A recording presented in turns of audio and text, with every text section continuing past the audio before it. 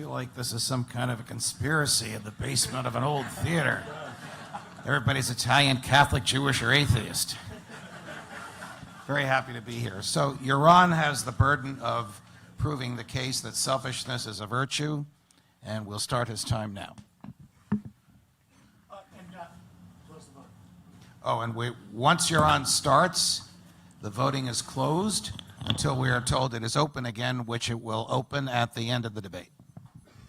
Wow. Lights. All right. Good evening, everybody. I can't see you. I think you're there. Thank you, Gene, for inviting me and for choosing this particular topic for us to debate. I'm really looking forward to this. And thank you, Judge, for moderating tonight's event. And thank you all for being here tonight. Selfishness is a virtue. Now, that is a difficult proposition to make in the world in which we live. In a world in which selfishness is perceived to be a real vice, right? What do we associate with the word selfishness? We associate in popular culture with lying, stealing, cheating, backstabbing, being a real SOB, exploiting other people for one's own benefit. That is what the culture has come to identify with the term selfish, self-interest, egoist, all of those terms. When we point at somebody in the schoolyard and say, that kid's selfish, what we mean by that is he's a nasty, nasty person. He's going to do anything to anybody to get his way. But there's a problem. Because at the same time as that is true, it's also true if you think a little objectively about the word selfish, which means taking care of self. And we see artists pursuing their passion and willing to give up everything to achieve their goal that they set for themselves. Well, that's pretty selfish. We see business leaders trying to make money by trading, by producing, by making. Think Steve Jobs. What a selfish guy. How many people in the audience were asked by Steve Jobs what features you wanted in the iPhone? I can't see you, but I'm guessing the answer is 0. Steve Jobs built the iPhone the way he wanted it to be. He built the iPhone in his image to pursue a passion of his for the monetary benefit of himself. Steve Jobs was selfish.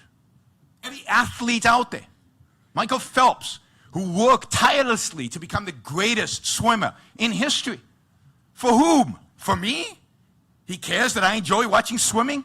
No. For his parents? I hope not. He did it for himself.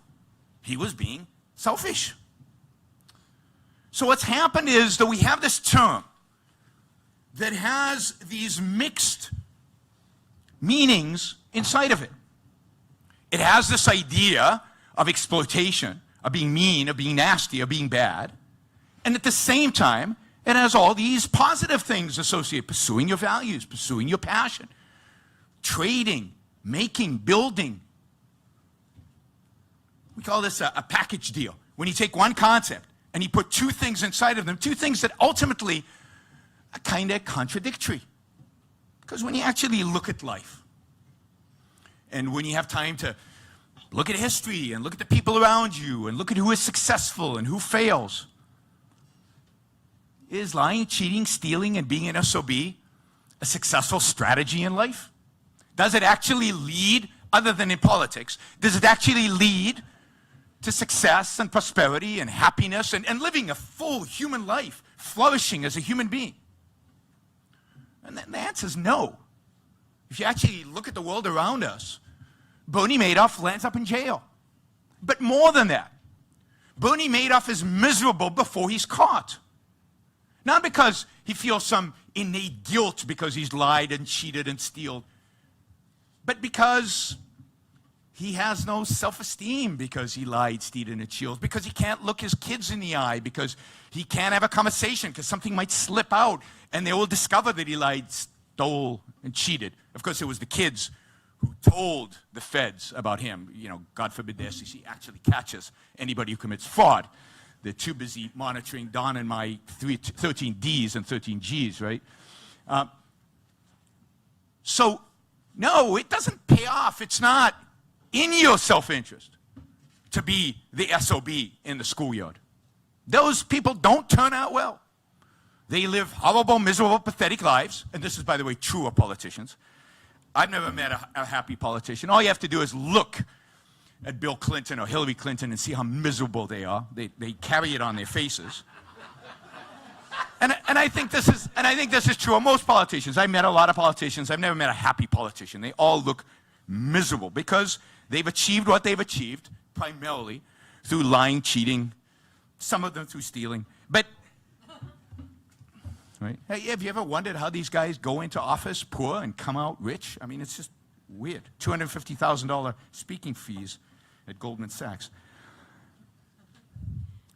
So we've got a muddled concept. What does selfishness actually mean? If you look it up in a dictionary, it says, taking care of self, comma, any modern dictionary has the comma, at the expense of others. Now, what the hell at the expense of others? Where did that come from?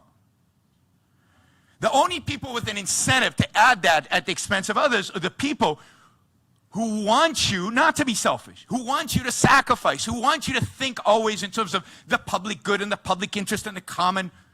And who are those? Well, the people who want to control you. The people who want to tell you how to live and what to do because they know what's good for the public. They don't want you to live for yourself because they know that people who live for themselves want to be free of authority, free of coercion, free of force. So the only people who want you to live for the public interest, for the common good, are the people who are going to channel the public good and the common interest to you and tell you how to live and destroy your ability to be free. But more than that, we've been taught for 2,000 years that what is good is to sacrifice. What is good is to live for others. What is good is not your happiness, but other people's happiness. And altruism is an ism. It means otherism. And Augustine Comte, who came up with the term altruism, didn't mean being nice to people and opening doors.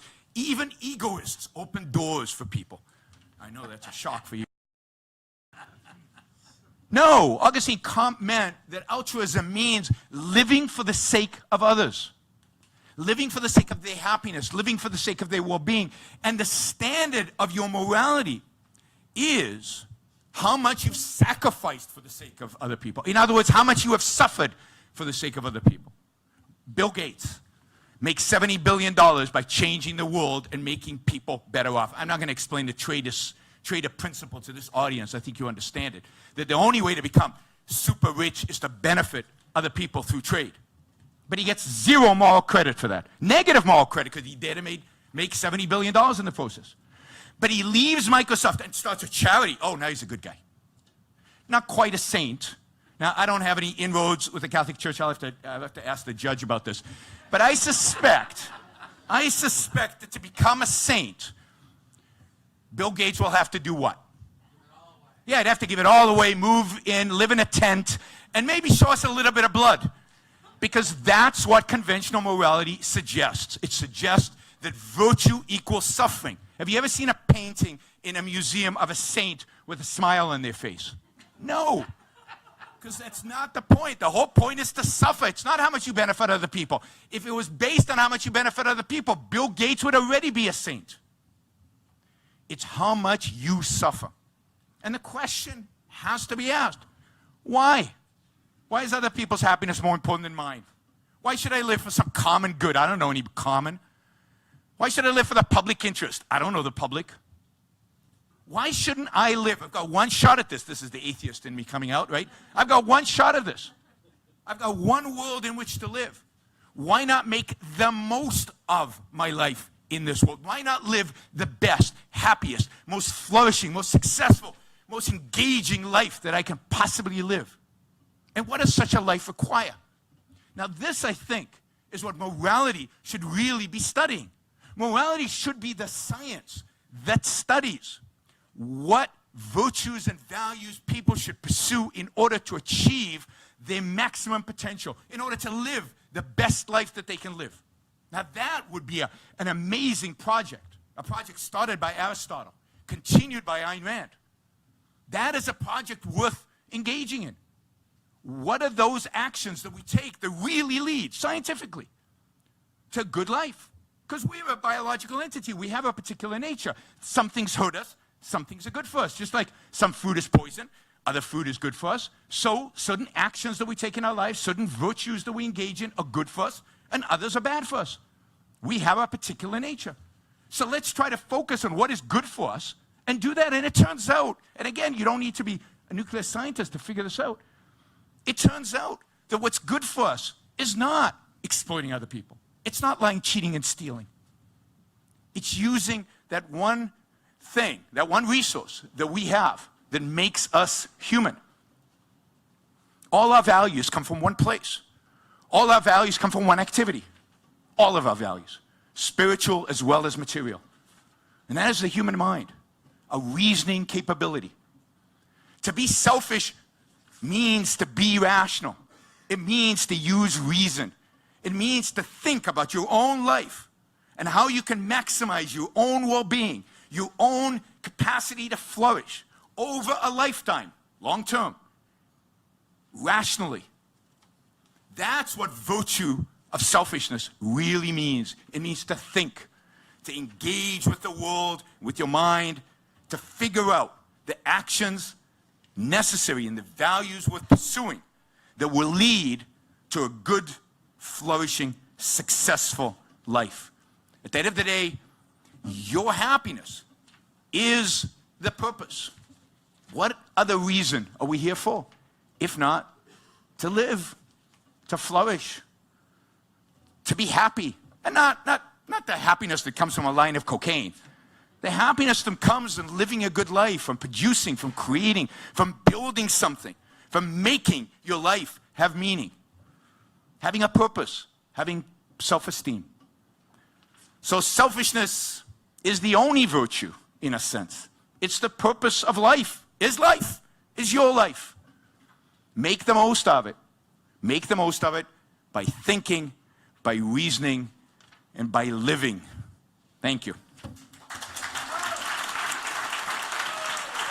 Anybody sacrifice himself for others? This now we're getting to the point. One moment. Since I'm challenging the base, I necessarily would challenge the institutions you named, which are a result of that morality. All right. And now what is self-sacrifice?